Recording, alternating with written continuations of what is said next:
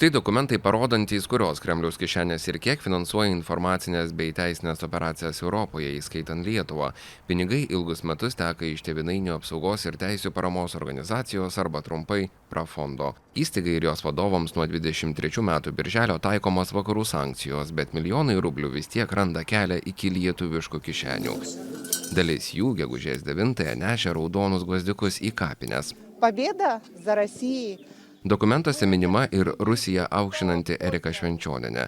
Jos vardu prieš 3 metus prašyta 10 000 eurų teisiniams paslaugoms, tačiau Kremlius norėjo kompensuoti tik jai skirtą baudą už sovietinės vėliavos demonstravimą. Pernai jos ir kolegų bylai prieš Lietuvą tikėtasi gauti dar 5 000 eurų.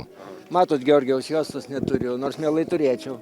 Švenčionienės bendražygis, likviduoto Gerosios kaiminystės forumo narys Kazimieras Juraitis iš Kremliaus prašė 7 000 eurų, skundžiant Lietuvą jungtinėms tautoms.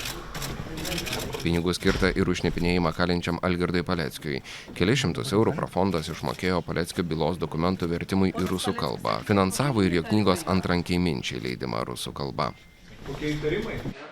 O advokatas Rišardas Burda pernai jau taikant sankcijas iš fondo prašė 15 000 eurų, siekiant apskųsti Lietuvą Europos žmogaus teisių teismui, sausio 13-osios byloje nuteisto Jurijaus Melio vardu. Lietuvos advokatas keliais metais anksčiau iš Kremliaus jau buvo gavęs bent 40 000 eurų ginant Rusijos tėvynainius. Aš dar kartą sakau, šito klausimu aš su jumis nekalbu. Advokato reikalais aš su kitais nekalbu. Popieriuose yra advokato bandymas apeiti europinės sankcijas, pervedimus rubliais. Po sankcijų įvedimo prašo daryti į Sberbanko sąskaitą. Šiam bankui taip pat taikomas vakarų sankcijos. Burda šiemet tapo asociacijos Alternatyva Lietuvai aktyviu nariu, bet asociacijos vadovas, buvęs kariuomenės vadas Tutkus, nesureikšmina sąskaitos Kremliaus režimo banke. Jisai turi banką Rusijoje, nu ir ką? Pas mus daugiau ne, jisai vienintelis Lietuvoje turi sąskaitą Rusijoje.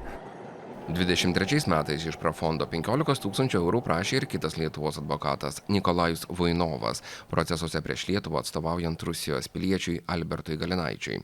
Vainovo prašyme taip pat sąskaita Sberbanke, bet advokatas tai neigia.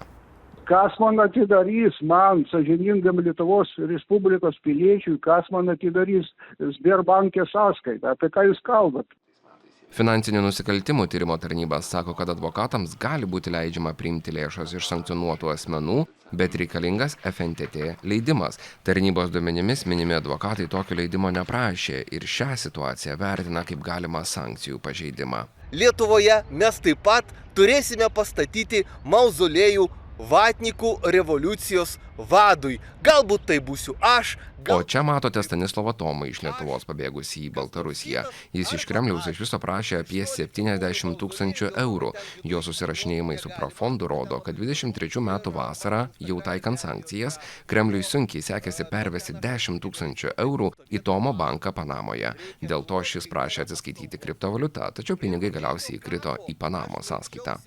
Prafondas gerai žinomas Europos žvalgybų pareigūnams, nes veikia Rusijos specialiųjų tarnybų žinioje. Todėl anot žvalgybos darbo su fondu net ir už dyką reiškia veikimą Kremliaus interesams.